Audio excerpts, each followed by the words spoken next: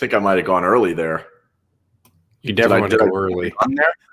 I started the hello before it was at 0, and then it stuck on the. That was a nightmare. You just went premature.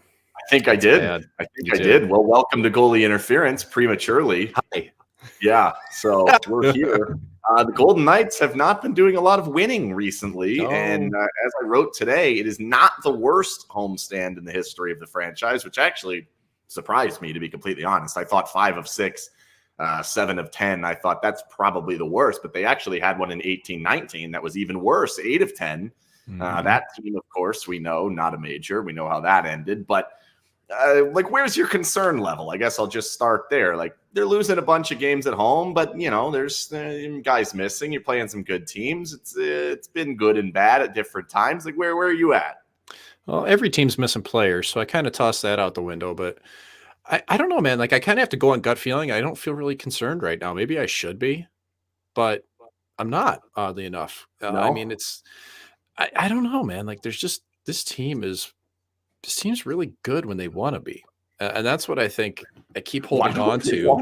That's the main question. I know, but I keep holding on to that, thinking like they're going to turn it on and win like 5 or 6 in a row here. But it is concerning that like this was the stretch where you saw the best teams.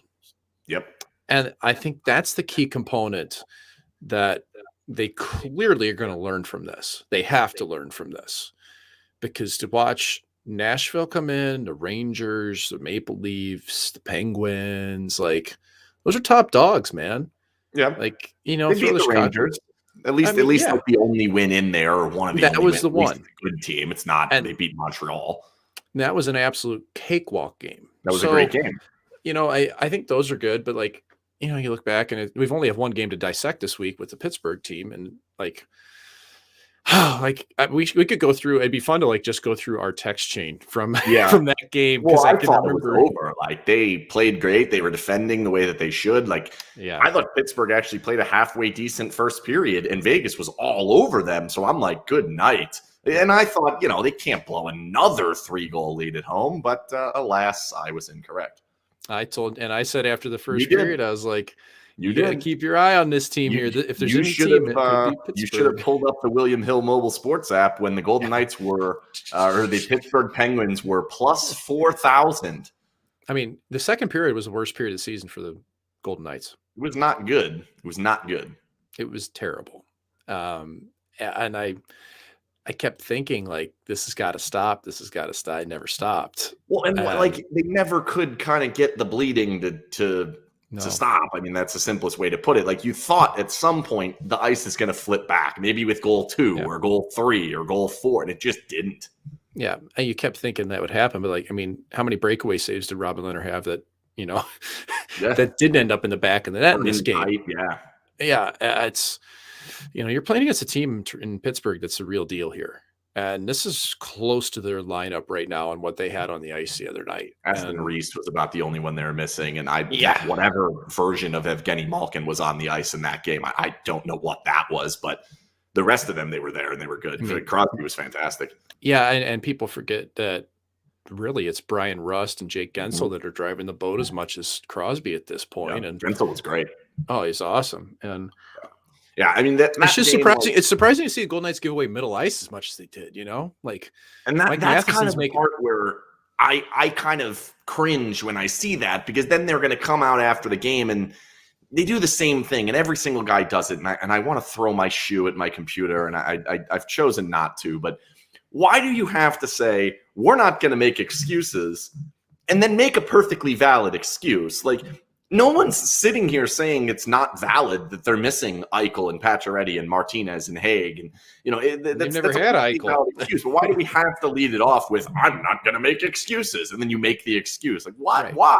Come on. Well, because it's word filler. It's like saying at the end of the day. It's like me saying the bottom line. It's what we roll towards.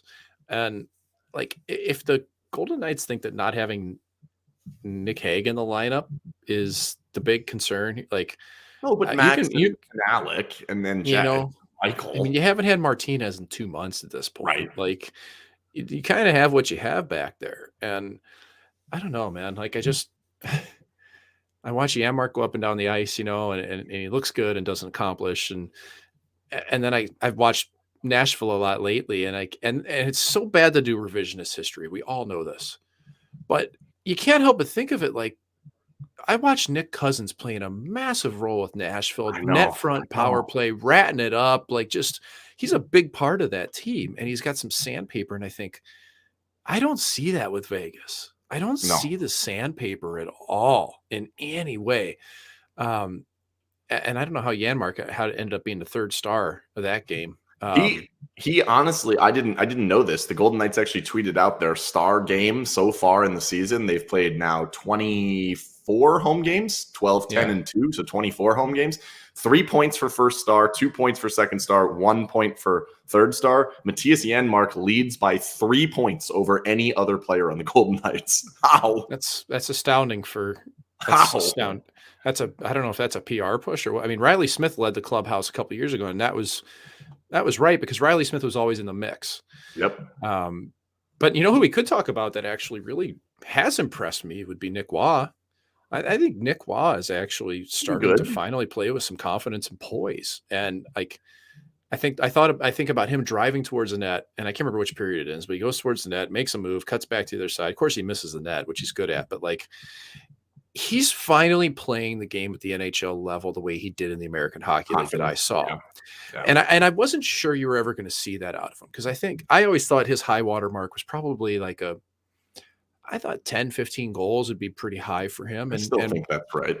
And he could be that. Yeah. I don't see him as a 20 goal scorer, but we're halfway through the season. He's got 20 points and that's nothing to sniff at. And I know he's probably played a little bit higher role than he would at times, but I'm very pleasantly surprised at his development because I never saw him as more than a bottom six forward. And I still think that's really where he belongs.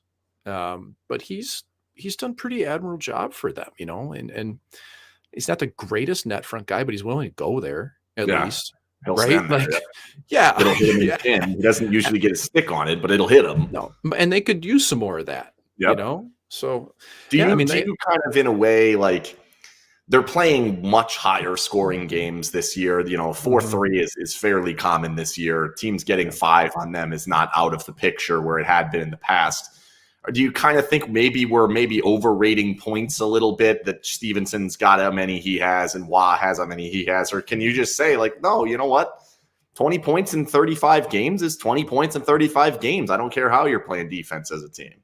Yeah, it's a little bit of both. I think scoring's up across the league in general. And, if you compare it to the rest of the league, you're seeing it, right? I remember looking the other day and thinking man, 17, 18 goals must be pretty close to the top of the league. And there's a huge swath of guys that are right there, and I was looking at why Adrian Kempe was an all-star and I couldn't figure out, I go, wow, he's got 17 goals. Okay. I guess that kind of makes sense for LA. Somebody had to be. Yeah. I mean, Quick has fallen off the last couple games, but the All-Star is a whole different thing we could talk about. It's a mess. And I know Golden Knights fans were disappointed thinking, oh, we have the home All-Star game. We'll get Marchessault and Stevenson. Well, you're in a division with McDavid and Draisaitl, so automatically you can't get more than 2 unless you win the last man vote. And then to me, we've seen this every single year. The very first year, they sent in James Neal and Marc-Andre Fleury, and James Neal had played 15 games. They scored a bunch, but they like the popularity contest, and it was always, I think it would have been Max if he was healthy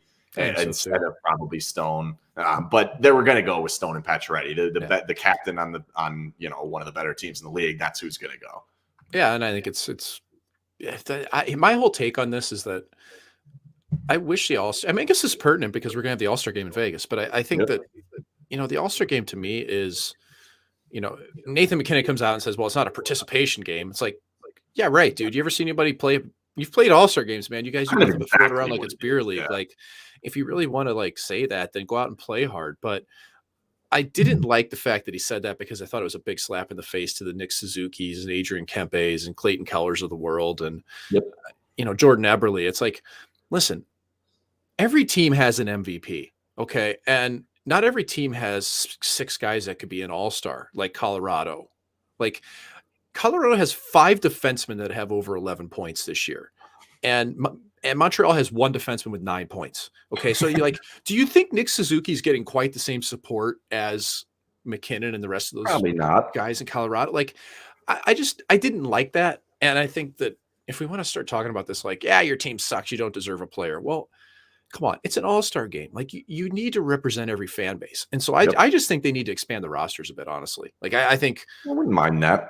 Like really, like the league's got over 600 players in it. What's it going to hurt us if we go from 44 players up to like 60? Like seriously, like because if you go up to 60, it's 52 players. You're going to get all the superstars, and you'll get representation of each team. I think it's a simple fix. So yeah, I mean, obviously 3-on-3 games, and they play fairly shortened games. I think they play 10-minute periods or 2 10-minute periods. It is going to be hard to get to see everybody out on the ice if you go to that deep of a game. My argument has just been play 4-on-4 for half of it. Sure, whatever. Just whatever. I think you just can't. Like Steven Stamkos and Nazem Kadri should have never been left out of that game, right? Ever. Like Stamkos has had one of the best years of his career. Kadri has just been ridiculous. He's been unbelievable. Yeah, it cannot be left out. I mean, Kadri did nothing last year. Like, it's going to be devastating for them when he's suspended in the Western Conference Final again. It's going to be awful for them. Oh, cynical Ken, I love it. I mean, you know it's going to happen. It happens every year. It happened last year. It's going to happen again. Like, it is what it is. Sometimes he just can't control himself. Yeah. But, oh well. But you know what? Like, you look at the Pittsburgh game, and I think when you're looking at MVPs for Vegas, I thought midway through it, man, I'm like, just give it to Braden McNabb with the number of pucks he was. Oh my God, the number of pucks he ate, and like jumping into the play too. But that dude is a warrior, man. I mean, he plays the game the way that they need a little bit more of. And like, I was actually just watching Toronto and New York, and obviously I'm sure everybody's all, jerking off to 2 goals since 2016. Oh yeah, everybody's counting down for the third one. I'm sure that'll happen. Okay, but like when I was watching Toronto, like we've made the joke before, and when they got Eichel, that was kind of the idea. But I was watching them exit their zone, and I'm watching them kind of the way they forechecked when the game wasn't going their way, and I thought, man, this looks like Vegas. And it's Matthews and Marner and Tavares out there, and there's great players on the ice at different times. And I just kept feeling like, man, this team just doesn't defend well enough to win when it's going to matter. And it looks a lot like how Vegas is defending. They're getting better goaltending than Vegas. Oh, and I love. No, I agree with you too. And I gotta give you a second here, Ken, because my computer gave me something goofy here when I was trying to check a score there. I can still hear you, no problem, but we could still see you.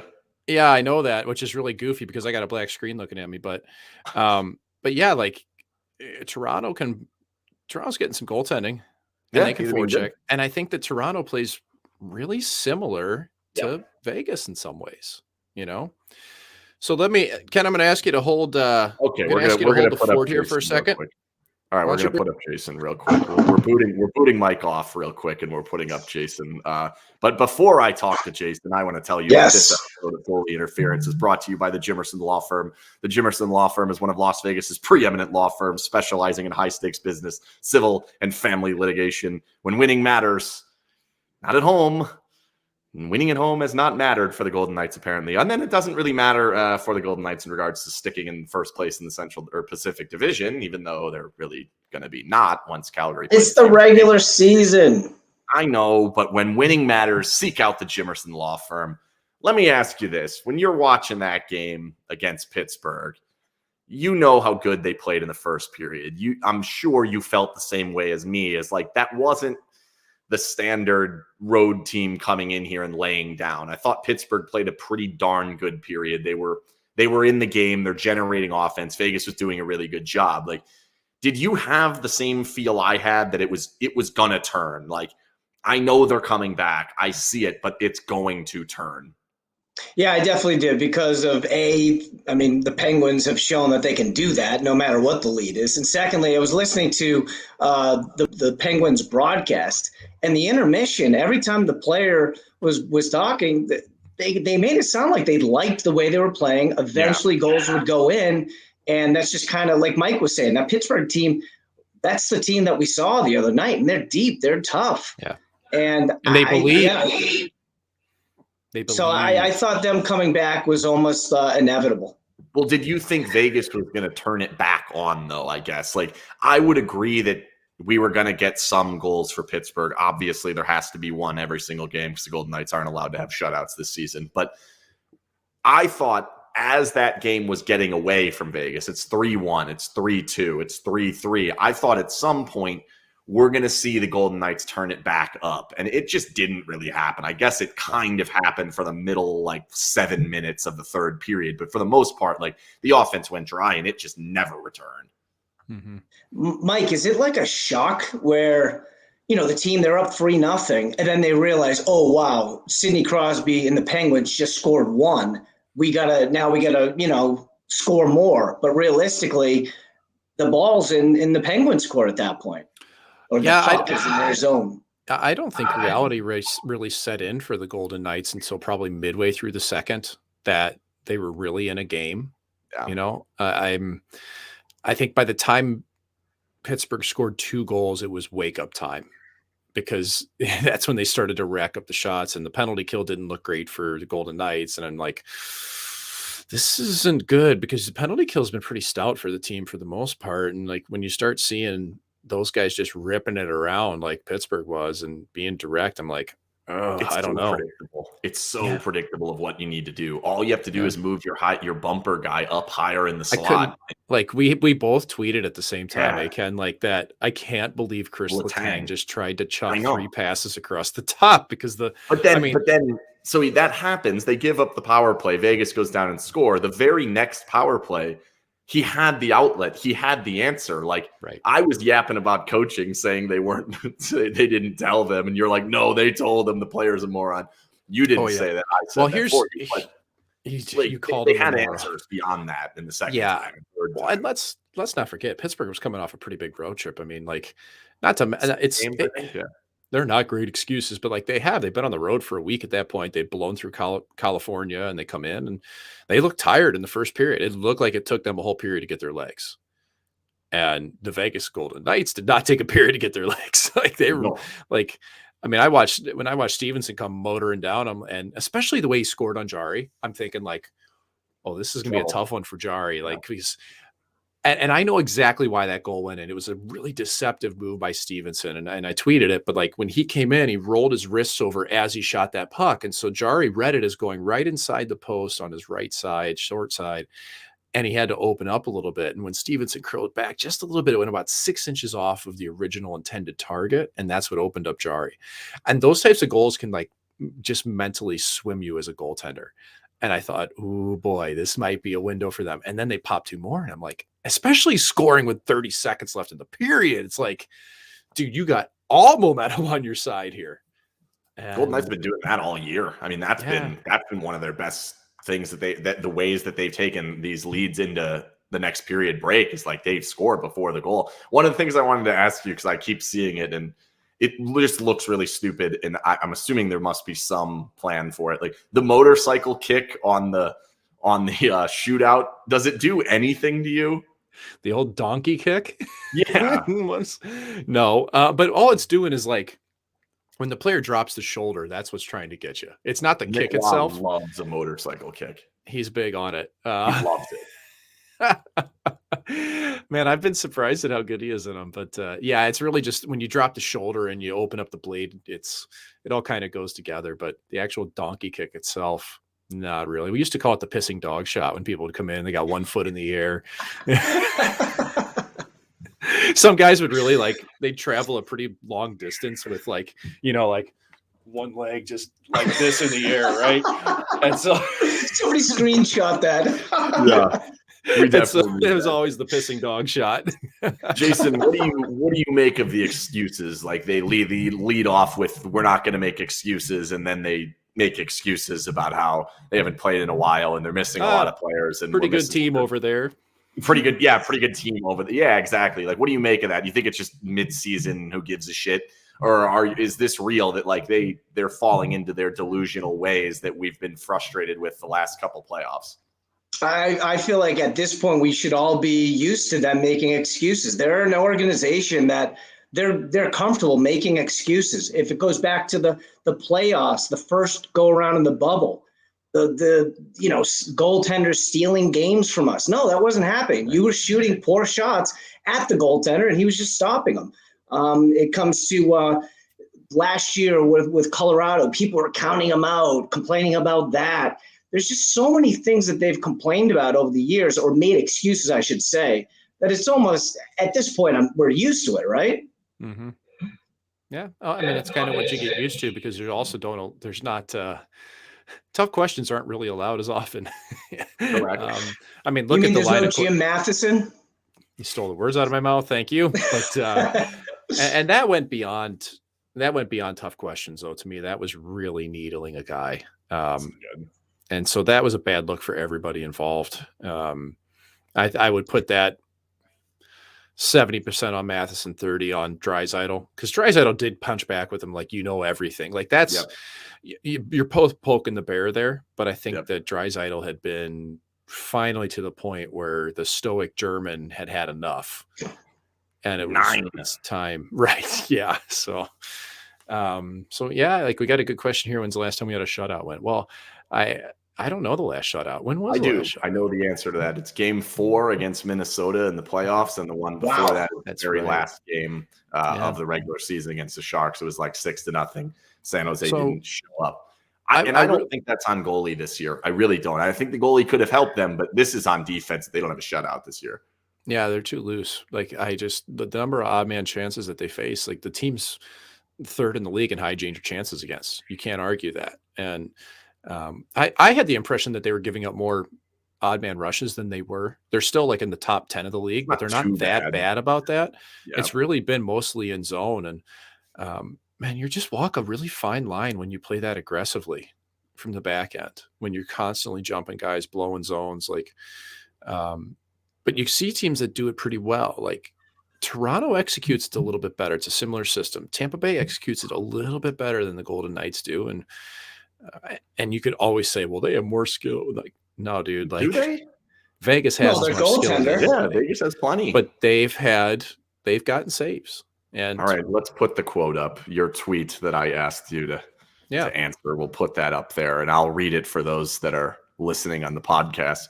Yes, this is Leonard we're talking about. Yes, he's faced an exorbitant number of high-quality chances, but there are other goalies in the league, Shesterkin, Demko, I can't say that guy's name, Campbell, Jari, Vasilevsky, that have a similar workload and have allowed less. And then this is the statement that I think you were going in a little bit here. Those goalies are all quite dynamic. Can you just explain that? Like, if you were to have another sentence behind it, what would it be? Bottom line, there it is. Hey, bottom line. But, like, really, that's it. If the Golden Knights could just tighten up in their own zone, I have full confidence Robin Lehner would be right back to the top where he was. I think it's not just the number of quality chances; it's just being tough in front too. Like, he's with Robin. We've said this before. It just never looks pretty. He's not dynamic. He's not the goaltender who's going to make the flashy save, and so his ability to go above and beyond in some situations just isn't the same. And that's why, when he played for Barry Trotz, man, he was the best Barry Trotz goalie you could ask for. Like, I mean, better than Varlamov, better than Greiss, better than anybody they've had, because you let that guy see the puck on a straight on shot, and man, he is damn good. Like, I mean, damn good.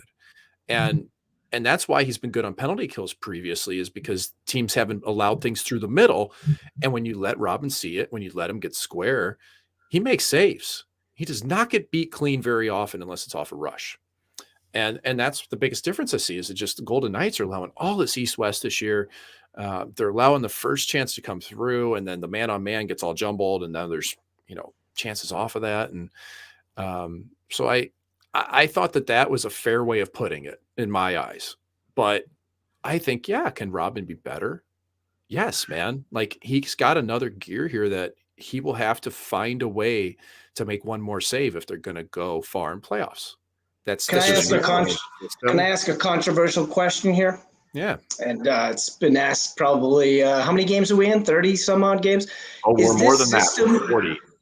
Is this system built for Lehner, or is it more suitable for a past goaltender that we all know? Well, let's just say this, like I said, for a really dynamic, explosive goaltender. Yes, it is suited more towards that. the way the way they have played and the way teams are now playing against them. Okay, so the way they've played has not changed drastically. It has hardly changed. But that predictability factors in. I mean, these top teams when they come in, like, let's be honest, like Turk, who's coaching the Rangers, I love Gerard Gallant, but he is not the biggest X's and O's guy out there. He is much more of a field coach. But you get a team like Pittsburgh in that's done all the homework.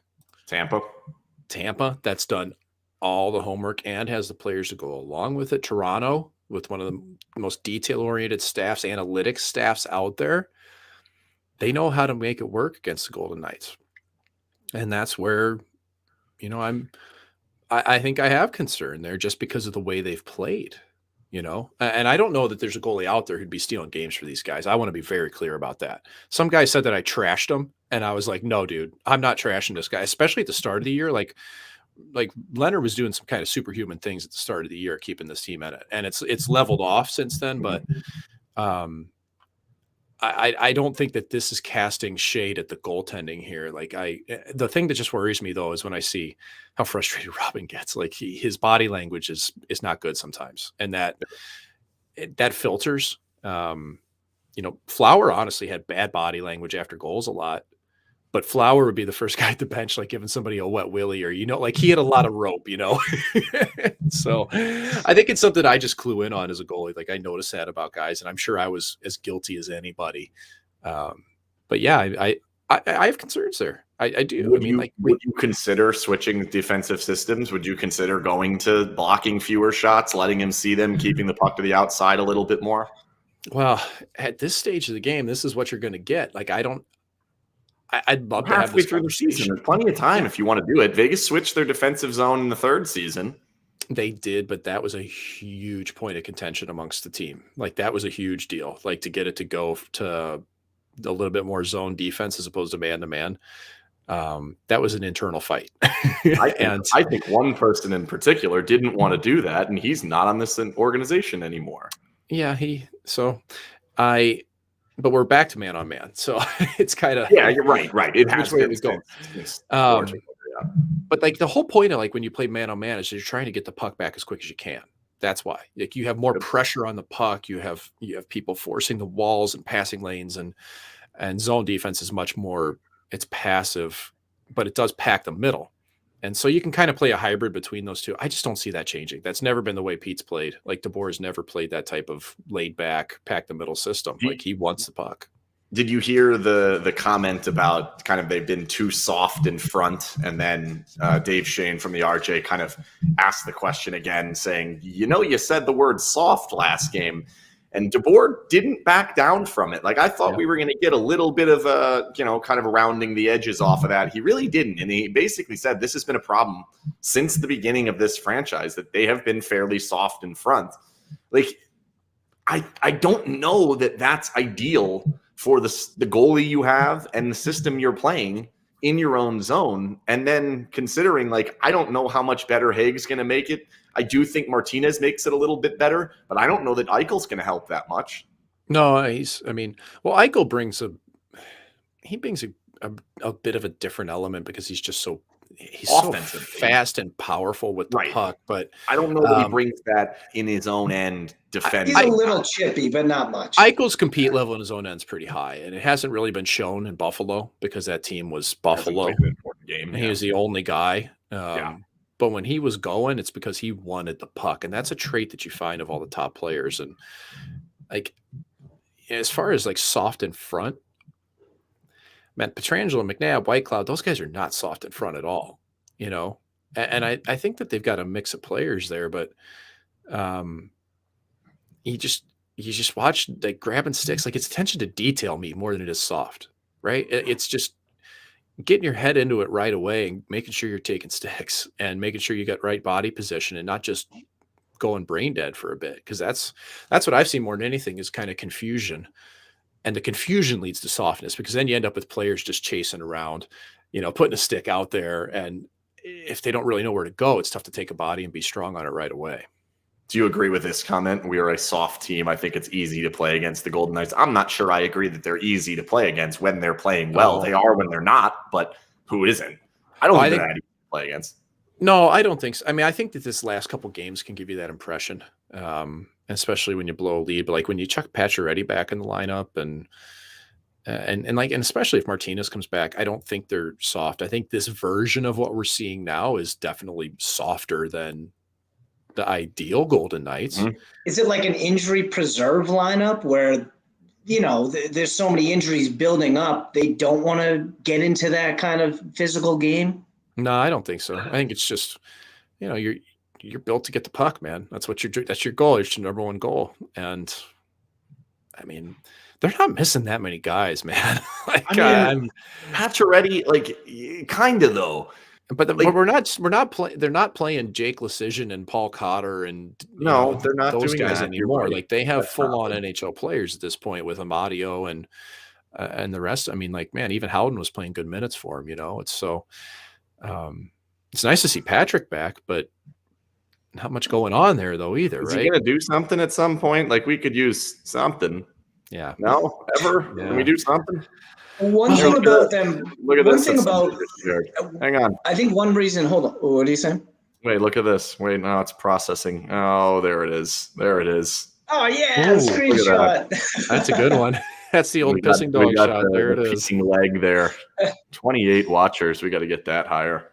I think there's truth to what our who is it, Max or Jeff, whatever's talking about the team being soft. You're making up names now. I don't know. I'm looking up and I'm seeing all different types of names. Anyway, sorry, Jeff. But after each game, the opponent never comments about how physical Vegas is. And when somebody asks them, they say, yeah, it was a physical game. We play physical. We match up against them. I've never gotten the feeling that another team is afraid of the Golden Knights. Not this year. Not this year. In past years, yes. When I talked to players around the league, it was, man, they're heavy. They bring 4 lines. They're in your face. Hardworking. Relentless, And that's not what I see now. I mean, I see a lot of skilled players. Who's at fault there? Oh boy, that's a big question, right? Because it's a lot of the same players. I mean, there are some different players. I'm not going to say it's not a different lineup than what it used to be. It's still much different than the Misfits. Obviously, there's a coaching change. There's a goalie change, which really shouldn't factor in all that much. But like the players that have come in, Pietrangelo, Pacioretty was here, but like they're good players. Like there's some good players in there. Well, I think that you have to look at the depth and just what that looks like. I mean, this is kind of what I meant about Nick Cousins. When I watched him play, he's got an intangible that a Janmark or a Howden or a Patrick, like they don't have that. Like Kolasar, yeah, he's big, he'll fight, but like show up here though. I don't think Kolasar doesn't strike. He doesn't strike the same fear into people as when they'd roll out Carrier, Reeves, and Nosek. Like that was like a nuclear deterrent, man, in terms of not the fighting aspect, but just starting a game or starting a period. Just then they would go out and give up goals, and then they would lose. But it's tangible. Like what I'm telling you is the feeling of teams. Is like when teams play against them, they think, oh, here comes, we got 4 lines that are going to be bearing down on us, and that is not the case now. And whether it's COVID or not, there's just not enough players that have it. Dodonov, he's not doing that, right? Janmark's not the same way. I think a team like St. Louis comes in and they say, we have the upper hand physically here. We're not afraid of these guys. We can roll 4 lines. They like to roll. Well, they claim they like to roll 4 lines. They don't. I think the Blues are a team that would not be afraid at all facing the Golden Knights in play. Not a bit. No, and Minnesota's in that same pack. But like, remember the Minnesota series in playoffs last year, just how good that was. 7 full games, and heavy, engaged hockey. I haven't seen in a while a full 60 minutes of engaged hockey from the Golden Knights in all facets. I'm looking through the schedule. Against the Rangers, they just crushed them. So Anaheim. That's probably it, eh? Outshot Anaheim didn't show up. Anaheim, yeah. Oh, that was a laugher. That was an absolute laugher. Yeah, John Gibson was just in his head. You could see thinking, "Get me out of here! This is awful. This is not fun." But it's usually not the best teams, and it's usually teams that also play. Like the Ducks are not a team that's going to come in and try and push you around. And I'm not a huge physicality guy, but I do think there is something to be said about. I think that the Golden Knights' ability to possess the puck this season has not been at the same level. And I don't have a great reasoning for that other than I think this year you actually have to play real hockey teams instead of 8 games a season last year. And like Minnesota didn't really figure that out until halfway through the season. And Vegas had already played them 4 times and they struggled with Minnesota, last season. So playing more teams in a different collection of teams, I think it's teaching us a little bit more that like this team's not going to have the puck as much. And that's when they're hard to play with. That's when you get that like, that's a tough game to play against. And I just don't think against the better teams in the league, they can consistently do that. And that's where we talk about fault or systems or whatever. And like, I do think at some point they're going to want to take a look in the mirror and say, is Jack Eichel going to fix all this? Well, and there's a bit of a mirage. Look at the standings. Okay. I mean, they played this team should make playoffs. Like if they don't miss playoffs, everybody should leave. Everybody fired. Everybody make the sun. They are going to make playoffs in the division. They're making playoffs, but it is worth looking at though how it's starting to tighten up a little bit. Minnesota's got 5 games in hand. They haven't been great lately, but like I haven't seen this parity in a while. And in the West, yeah, it's not a foregone conclusion that Vegas wins this division, which I think they should. I think they will. But I think it's going to come down to that last like month and a half and just whoever catches fire. Because like you're in the middle of the season lulls right now where it's like, man, we just got to get through this, man. We just got to get to All-Star. Man, we're going to get some time off. Oh, now we're not going to have time off. And then they use time off as an excuse too.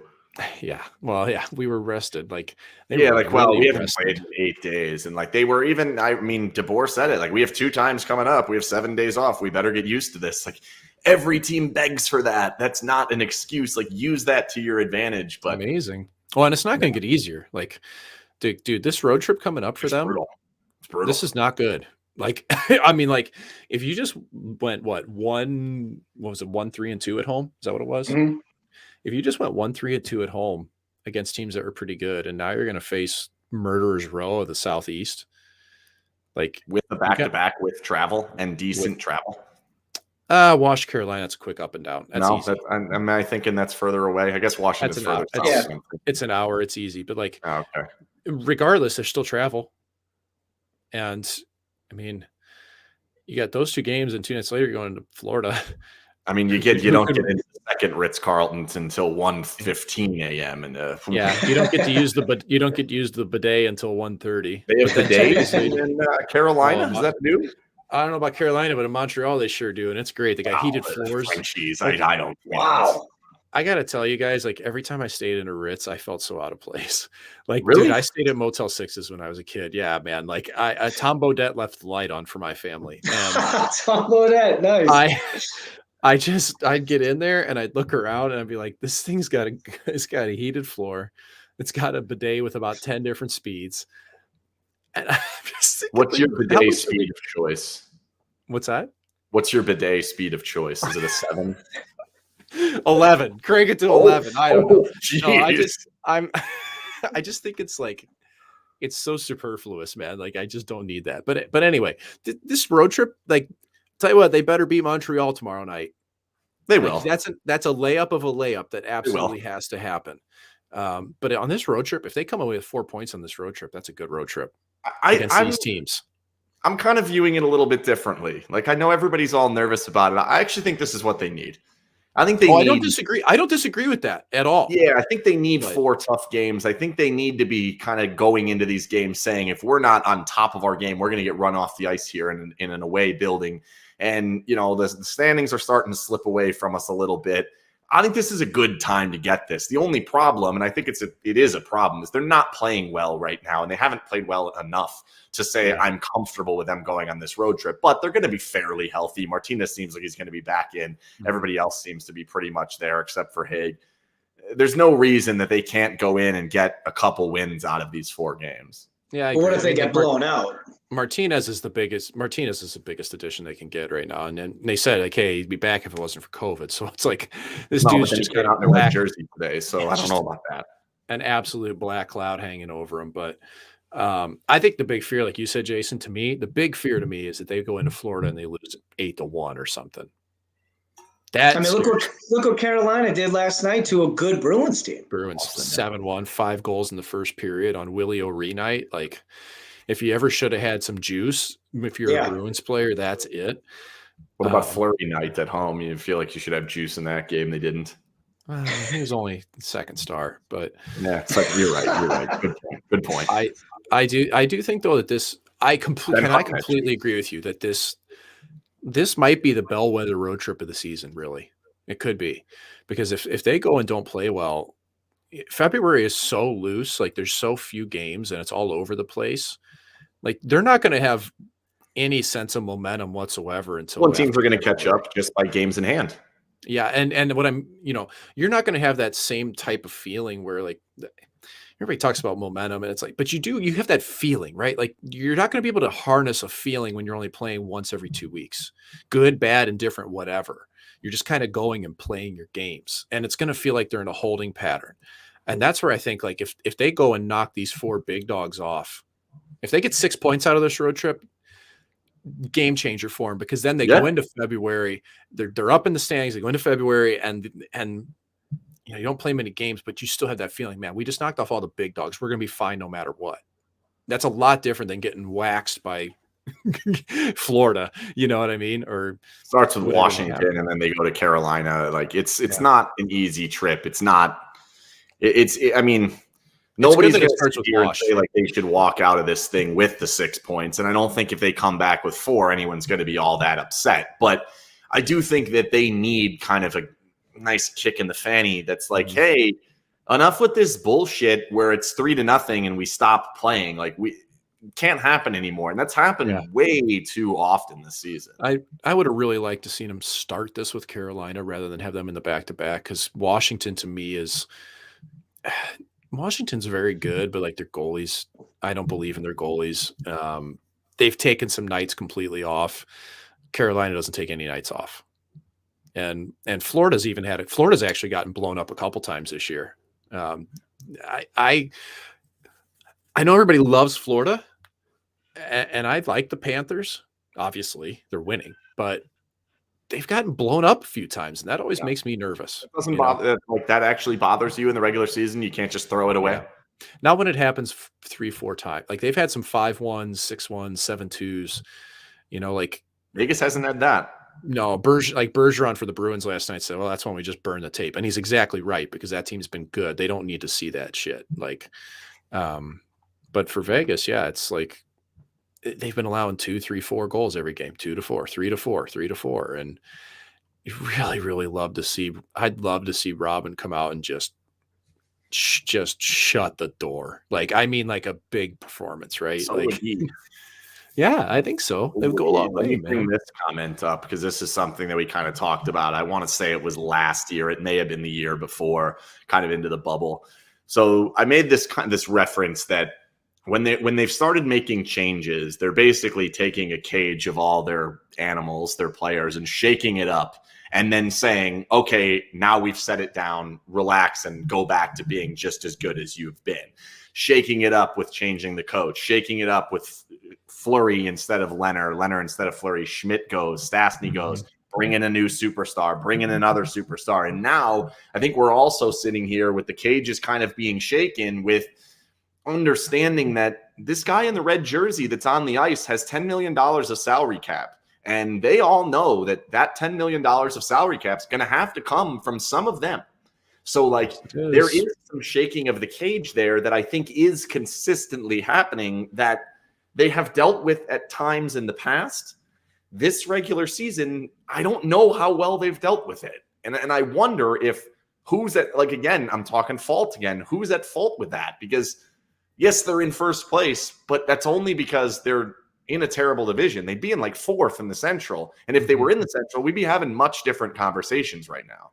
Yes, they would. And how many more things do you have to be able to do that? We haven't seen, we haven't seen Pete DeBoer do in a while, and it's part of it's been predicated upon not having the lineup to do it, but like, shake up the lines. Like, I mean, I think of last season against Colorado, I think it may even been at Lake Tahoe where it was the game after. Literally looked like he went bingo balls and just went, okay, Alex Tuck, first line. Okay, Thomas Nosek, third line. Like, it was just wild. I haven't seen that this year as much, but it's been predicated by what they're doing. But crunch time, something's going to happen because you can't have all these people. You can't have all these players. You can't. No. Get under salary cap. I rule. And I remember at the start of the year, we said Riley Smith's the target. I remember thinking, and as the year went on, I started to think, okay, so probably smaller deals, littler things. And now that Pacioretty's on and had a surgery and he's probably going to be back before the end of the year, I still think it might be somebody. I mean, you could see Riley Smith walk out the door, which, boy, that'd be something else. Because that, oof. Dave Gosher reminds us every night on the broadcast that he hasn't scored in 3 weeks. So, yeah, maybe they're setting up for something. Well, he could have been third star last night with. Well, Dave likes a good goal drought or goal streak. He loves those. I think he's got. Well, that's part of what you do, though. I mean, that's actually really. It's amazing to me how Dave Gosher and Dan Duva on the radio can weave in those facts so quickly. Like, the amount of research that they do and the boards they have and everything is. And listening to, even when I was trying to do color for the first time last year with Henderson, I'd listen to Shane and just how quickly he'd be on it. Like, hey, second goal of the night. Now it's a tied game. Like, it just little details that I didn't pick up on that those guys, it's just automatic. It's not easy. It's not an easy job. But when it comes to goal droughts is it's almost like a dig. I don't know. It is. Yeah. Ooh, I'm interested in this, your opinion on this comment from Tony. I'm tired of people in the locker room getting offended by trade talks while they're losing in the playoffs. Well, I'll push back a bit and say, like, who's being offended by talks, I guess. I don't know if there was some news before the Schmidt deal that there were some guys frustrated. Marchessault's name has come out as one who's been kind of upset about it. I have to imagine that, like, the Carlsons and Tucks and McNabbs and these types of guys, Fleury certainly was in there, that it has to get a little wearing on them. It's like, well, why is it always us? Why is it always the misfits? Well, I think it's troublesome with Vegas in some ways. Like, I mean, the players are tired of it. Well, it's because they've seen all their friends get traded. Like, there's been a lot of trades. Like, Stastny was shocked. Stastny was shocking. And for the team or for him? Both. Big time. Yeah. For Max, probably too. Yeah. Oh, yeah. I mean, like, Stastny was, he gets, pushed out for his old teammate Pietrangelo, like, and old teammate Buddy. And it's like, well, it's business. And I think they would have liked to have played together again, but that's not what happened. So, you sign these contracts late in your career, kind of thinking like, I'm going to end up staying there. And then you just realize that's not the case. And it's taken a couple of years for everybody around the league to realize there's loyalty until it's not, Well, so. and like, I think one of the hard things that fans have a hard time, because we talk about this quite a bit, the idea of loyalty and what's going to happen in the future when guys are going to have this opportunity to sign with Vegas, and will they or will they not? I think you have to consider, like, there is so much great about Vegas, from where you live to the practice facility to where the airport is to the weather to how good the team is, all these different things. And then there are these pieces on the other side. It's like, well, but your career is probably going to end unceremoniously and getting traded to Ottawa. Yeah, like Nicole did. That's a tough one. You know what? I'll take the money. I'll play there for the 3 years, and hopefully I can be good enough to. I've thought the same. Yeah, they'll take the risk. Bottom line, because you're treated incredible when you play for the team while you're here, and it is a great place to live and all those things. And you'll take that. I mean, even when Robin Leonard signed the 5-year deal with no trade protection, he said, "Yeah, It's up to me. I got to perform. I'll take that risk, basically. That was my question, by the way. Yeah, that's right. That was a great question. But the other question is, and nobody can really ask it, how many teams are really willing to offer Robin 5 years? No, yeah, that's the big part of it. I thought he'd be about $4 million. But why? Like 5, but the stats were there. The success was there in the bubble. The success was there for last season when he was healthy. Like, I think the whole stigma and all that, I think that's somewhat behind him. He doesn't seem to believe that, and that's fair. Maybe it's not completely, but like, I feel like he's a good enough goalie. And he made the comment that, like, well, what about what Markstrom got paid? And what about what, I forget who the other one he kept talking about. Like, my question, I'd flip that whole thing around and like take Robin out of it. I'm not all that worried about him. I'm more worried about the Golden Knights, which is like, why were they willing to go down that road when none of the other teams were? I can't answer that. I was surprised by the term as well. But when you look around the league, there's a big disparity there. Like, teams wouldn't give him a deal. They wouldn't give him a long-term deal. I mean, you're looking at 2-3-year deals in places that would be about as long as they'd go. And I think it's real that listen, I know it's real that teams just wonder about him. They were like, that's the way it had been, at least until recently. They do. Like, you can't fight that. It's real. But I think a lot of it kind of just goes back to the eye test, and and Golden Knights fan have seen this firsthand this year. Again, like, the eye test for Robin isn't the same as it is for some other goaltenders. It's just not, he's not as flexible. He's not as quite as, I guess, dynamic's about the only word I can use sometimes. Explosive, I guess we could say. He just plays differently. And GMs not many believe in that style, even though the numbers completely disagree with that. Not this year, but yeah, historically. And that is where I've kept trying to hammer this home, that by the end of the season, Robin's numbers have almost always ended up in a very similar ballpark. And I want to hammer that home because there's half a season left. Not recently. Recently, he hasn't been the full-time starter. It goes back 4 or 5 years since he was the full-time starter. And like, it's fair to look at it and say, well, 3-point whatever in Buffalo, like, who cares? It's Buffalo. Like, I'm not taking that away, but this belief that the numbers are just going to suddenly come back around, I'm not so sure I believe that, because I think he's going to get 55, 60 games this year where he's never gotten that, or at least hasn't recently. That's a real concern. I'm not going to argue that at all. I'm just, from what I've seen previously, that's where he's ended up, and I wouldn't bet against him. Yes. I wouldn't bet against him. I just wouldn't. Even from here, 40 games in, you'd bet for that the numbers end up back around 9-12. Actually, if we set the benchmark at 9-12 for the end of the season, I would take that. Yes. I would say north of 9-10, I would say for sure. That the thing is, though, you'd want him to be at 9-18. Yeah. But I mean, on this team, a 9-10 or 9-12, the way they've played defensively would be miraculous. He's 904 right now, 2.95 goals against. His career is 2.71 goals against and 0.917. Mm-hmm. So he'd have to play around the 920-ish, 925, somewhere in there to get that thing back up to 917. That's feasible. That could happen. I mean, we're projecting it out here, but it's a lot. I mean, it's not easy the way they're defending. It's going to be hard. Yeah. I mean, if they have given up. Does he recognize, I don't want to say that he's struggling, but as a goaltender, do you recognize during the season that, maybe my team's not playing their best defense around me, but I'm not doing enough to save them? You're definitely not struggling. I do not think he has struggled. No, that's why I kind of wanted to get that word out of it. I agree with you on that. I know for a fact, just by watching him, that he's frustrated with what's going on in front of him. You look up and here comes another guy down the middle out of nowhere, and you can just be like, what is going on? Like when Coughlin didn't back check and he just lost to everybody, and you can see him eyeing him down like, dude, what's wrong with you? Like, you've been in this league for a year and a half now. How do you not know how to do this? Like, this is the internal, what's going through his head.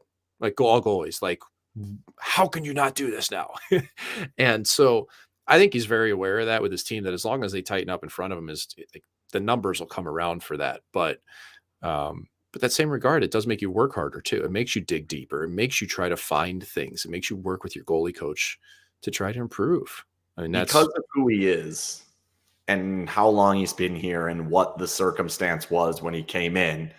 And the team, a lot of his teammates were Fleury guys. There's no way around that. Is he able to walk in the locker room and unload on a Dylan Coghlan? Is he able to yap about, I don't like how Martinez and Pietrangelo and Haig are playing defense? Like, can he go that route? Because I feel like Fleury probably could have. I'm not sure. I'm not sure Robin can. I don't think any goalie really has the right to do that. That's really overstepping our boundaries in a lot of ways, just the way coaches look towards us. Listen, I've been in locker rooms before where they wouldn't even put a goalie on the leadership committee, like the leadership group. I had one. You're not allowed to have a C by rule. It's in the book. Yeah, I understand. But like a leadership group within a locker room is usually like 6 or 7 guys. And it can't be you because you can't have a C in the book. I had a coach late in my career go, "Oh, I've never thought of it." It's like, we see everything in front of us. We're the pulse of your team. I'm going to play 50-something games this year. I'm 32 years old. I've seen every situation you can imagine. And you don't think that there's any value to me sitting in a leadership group. So you're like aliens back there. Like, yeah. So this is kind of what you face with goalies. Because if we start complaining to people, you just get labeled as a whiner and a complainer and everything else. Like, you really just don't have the leash to do that, whether you're Marc-Andre or whether you're Robin Leonard or whether you're Tomas Vokoun. Does that create strife then when it's pretty clear that he's not happy with Dylan Coghlan's back check? Like, is that you're going to get guys like, fucking Robin? You just get it. It just rolls off your back, man. Okay. Like, it does. Like, the players don't hold grudges. It's just the in the moment thing. It really is. But when it adds up over time, you start to get nervous about a player on the ice, and I had a great example the one year I was playing in Portland where we had this poor guy named James Melindy, and what a guy. I mean, newfie, mustache, just tough as could be, redhead, everything. But that guy was so bad defensively, and I remember the one time he came back checking, he took out 2 players, nearly broke his legs, and the puck ended up behind me. And I looked at Andrew Campbell, my teammate, and I went, and this was in the fit of rage on the ice. And I'm like, he cannot be on the ice. and that was probably the most aggressive I ever got in that way. but that's the feelings that you have when you see things happen repeatedly. So it's Mike, as you're talking, I'm thinking to myself, and you say you see all the play develop in front of you. You see how all the players are playing their position at that night. How come there's not many coaches out there that are goalies? Because we've already gotten this shit kicked out of us on the ice. We don't want to do it again as a coach. But Patrick Waugh was awesome. Yeah, I'll wait for the entertainment factor. I liked him. That's why I really think it. Like, we've been through so much on the mental side of it. Like, goalies are not respected. They may say they are the most important player, everything else. Like, you're an afterthought. You're an afterthought in practice. You're the weird guy over there. You're just not respected the same way, I don't think, in those ways. And I think in today's game, though, with the system work being so important, like, well, I still struggle with it, honestly, watching the systems. Like, it would be a whole nother thing for me to learn to be able to be successful coaching. I could do management. I'm good at, hey man, I'd be fine with that, or coaching goalies, but like doing the actual system work as a head coach, I think I would really struggle with it until I got the hang of it. And to do that, you got to start at a really low level. And so you're talking like USHL or juniors before you go to American League or up. And so I heard the Brandon Wheat Kings would you go there? I don't have a visa to get into Canada, unfortunately. So I like the bits of news today. We haven't had a lot of news recently. I guess there was 2 bits today. They rescheduled all the games. The schedule is up on Twitter. You can go on the Golden Knights site, whatever. It's pretty light. It's exactly what we expected. 7 games inside. There's a back-to-back. The Golden Knights had 2 back-to-backs ripped off their schedule. They put them back on there.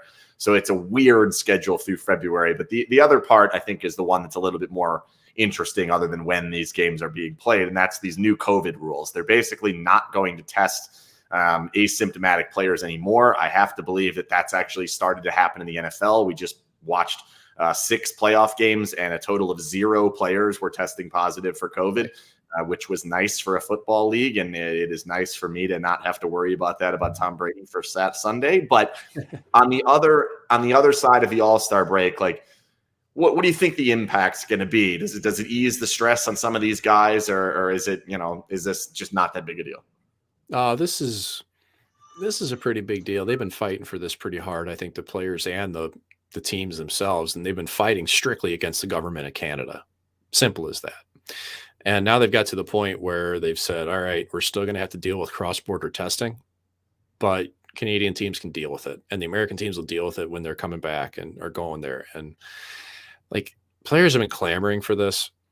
When you've got, I don't know, half the guys that are testing positive have nothing, that are asymptomatic, 2/3 that are asymptomatic, like I coached the goalies at St. Lawrence University, and they missed a couple of games that were canceled 2 weeks ago because of COVID. And 2/3 of the guys didn't even have symptoms. And they're just like, man, this is crazy. And so I think it's almost kind of like a microcosm, though, of what society could be if like all the players are vaccinated and not any players ended up being sick or hospital out of this, right? Like, it's, if this could happen, but that's not going to. We get that. But I think what it really does is, once you get back from All-Star, now you got a really clear runway, like you said, Ken, about players. These teams are not going to be missing many players, because 2/3 of the league at this point has had COVID. And within the last 90 days, we're looking at like 40% of the league. None of them have to test. So you chuck that out the window. Yeah. And I mean, unless you're sick, basically, unless you're feeling symptoms, like, I don't think we're going to see many teams that are missing more than a couple players after All-Star break, purely on almost like the herd immunity isn't the right term for what I'm trying to describe, but you know what I mean here, basically. Like, by the time we get to like March, April playoffs, like, it should be smooth sailing here, unless there's some other Greek letter variant that's just we never expected. Don't even get us started on that. All right, let's do some predictions. We've got Montreal. We all think they're going to win, right? Well, I don't know. I mean, Montreal actually showed up against Dallas the other day, so who knows? Maybe they're feeling warm. Dallas is Dallas right now. They're a mess. Montreal has 8 wins this season. They're negative in goal. This is one that I just can't say that the Golden Knights could ever lose. They can't lose this game. It's a win. It's like 5. They need to win this game 5-1, like Laffer. And then let's go to the road trip. You start with Washington and Carolina. Goalie interference, episode 16 happens then. But then let's pick them all. I want all 4. The whole road trip. We've got the win coming up here against Montreal. Like, what do you give me a point total on these 4? And then if you have one, you're like, I think they're going to win this one. I would guess if they're going to win 1 or 2, I think it would be Washington and Tampa. I think that Carolina is bad news on the back end of a back-to-back, and the way that they played last game, I got a bad feeling about that one. And Florida is, man, they feast on turnovers. They feast on open ice. Basically, they feast on what the Golden Knights give. And Tampa's not that different either, but I think by the end of the road trip, it might snap them into it. So I'm going to say that they grab, they say they beat Washington. I'm going to say they beat Tampa in OT. 4? Why not? Yeah, 4 points. Yeah. I'm going to say 1, 2, and 1. So 3 points. 3? Got which one do they I'm with Mike. I think they can beat Washington and then force maybe Florida or Tampa into overtime. But I honestly, even if it's 3 points, I'm not that concerned. I think you might want to be a little bit. If they win, if they beat Montreal, and then they get 3 points on the 4 games, so that means they've gotten 5 points in their next 5 games. They will have 53 points in 45 games. Mm-hmm. That is, you're pushing like a 92-ish pace. Like, that's not enough. Like, that's a problem. And I think with what's coming up in February, because that's going to basically roll us directly into February, all these teams behind them are going to catch up. You're going to start to see Colorado play all their games, St. Louis, Minnesota, Calgary, Winnipeg, all these teams that it seems like they're nowhere near the Golden Knights. If they're decent in their 6 or 7 games in hand, like, Golden Knights could all of a sudden be looking at 9th in the West. That's what I was saying earlier. But I really think that this road trip is massive, man. Like, I think they're going to play great. I'm going optimistic. I hope they do. I really hope they do. Great. I think they're going to stomp Montreal tomorrow. I'll take the puck line on the William Hill mobile sports app. Like, I don't care what it is. I'm in. They'll win by 2 or 3 or 6 or whatever. What are the excuses are if they lose? They won't lose. I think they'll outshoot them by 30. Like, I don't think they're going to lose that game. I have no concern about that. Not to mention tomorrow for Vegas. Yeah, Leonard. Okay. Why wouldn't you? I don't know, man. It's just a standalone game against Montreal. I wasn't sure if he. I mean, Thompson's in COVID protocols and Brossois still out. I can't imagine. Oh, that's right. I forgot Brossois was still not back yet. I can't imagine they're giving Ferguson the game. So I think they're going to win that game fairly easily. I think they're still a little pissy with that logo, and they see that and think, "Oh, these assholes." Pissy is a good word, by the way. But then I'm going 3 wins out of the 4 games. I think they're going to lose to Florida. I think they're going to beat Tampa. I think they're going to win both ends of the back-to-back. I think they're going to beat Washington and Carolina. I think they're all going to be close. They're all going to be good games, and I think we're going to be feeling a hell of a lot different when that thing's over, when we get into the All-Star break and you're out here and we're partying it up wherever we decide to party it up. I think we're going to feel a lot different about this team. I think they're going to be well in front of the Pacific. I think we're going to be talking about winning the division, no problem, and then it'll just be what happens with Eichel. We're going to look back at this next stretch, I feel like, at the end of the season. Whatever happens, either way, I think this is going to be a defining week coming up. A week and a half, I should say. I really do believe that. And I think if they rattle off 3 wins out of those 4 teams on the road, hell yeah, that's awesome. That'd be really good for them. I think that's what's happening. Can I get you to read this comment? This one here? Oh, Vegas flaccid Knights? Well, they've been bad at home, so picture. I've sent you a picture of like somebody photoshopped like the Golden Knights logo to look like a penis and called it the Vegas Golden Showers. It was graphic. Like it's graphic. To the point where it already sounds like that. Yeah, it's a lot. Yeah, I'm don't have a heart attack that I'm optimistic. I think the Golden Knights win a lot of games. I still look at this team and I still look at kind of the way they're playing, the way they're set up, the way the systems are. I think they're predictable on their penalty kill. I think their power play is complete crap. I just don't know that they have the shooters to go through 4 great teams in the postseason. Like, I think maybe you get lucky and you get to play 2 shit Pacific Division teams and you end up in the Western Conference Final again, and everybody celebrates that. But I don't see them beating St. Louis. I don't see them beating Colorado. I don't see them beating Minnesota this year. And there are some teams that scare me. So, I don't know that you even want to – do you want to play Edmonton with the way you're defending? Do you want to play Calgary with the way you're defending? I don't know. So Calgary scares me across the board in playoffs. Yeah, I'm just not optimistic about the team. I think they'd handle Minnesota, though. I think they'd handle Minnesota again. They probably would too, but they may have a new goalie by that point. They probably will, go out and buy another player. Like if they get another top 6 player on that roster, it could be even more dangerous. They have some good defensemen. Like, it's a tough team. Like I'm optimistic because the Golden Knights don't play like garbage for long. Like, it just doesn't happen. And when they haven't had a 6-game losing streak like Edmonton twice this year. Yeah, like they just don't do that. And I think the quote from DeBoer was like, when we get our backs pushed up against the wall, we tend to push back. Something like that. I think that's exactly what's going to happen. Yeah, I think so too. That's why I think they're going to come out and beat Washington once they get there. I do think that.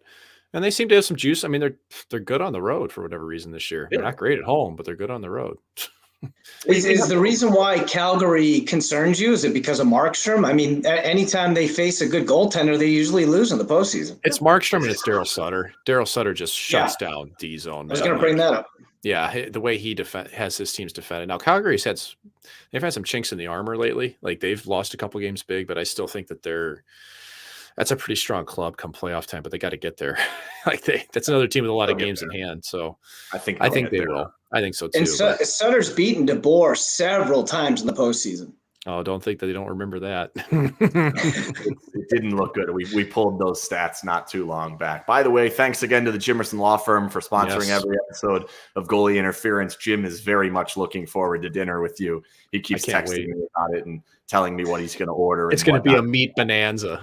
It is. We're very excited about it. We will announce what we're doing. We're going to hang out somewhere probably on the strip or very near after the skills competition. We were thinking about doing a live show, but I don't think we're going to do it. We're just going to hang out, make it easier, not make anything timely or anything. We're just going to go hang out somewhere after the game so you guys can come up and chat with Mike and have fun with that good stuff. So look forward to that. We'll give you more information on that. And you got usually you have something ridiculous at the end of every show. What do you have? Oh, dude, you're right. I normally do. And I feel like I need to come in prepared. I told you guys I was going to find my goalie fight video and I couldn't find the thing. So it's like, I know I have this. Just reenact it. Oh, dude. Down I went. That's it. Like, how about this, Mike, right? You were playing for the Lightning. Okay. Yeah. You gave up 6 goals and won the game. Yeah, that was a good one. That was sounds like an exciting game. Yeah, if you're a fan, I got that was in Calgary.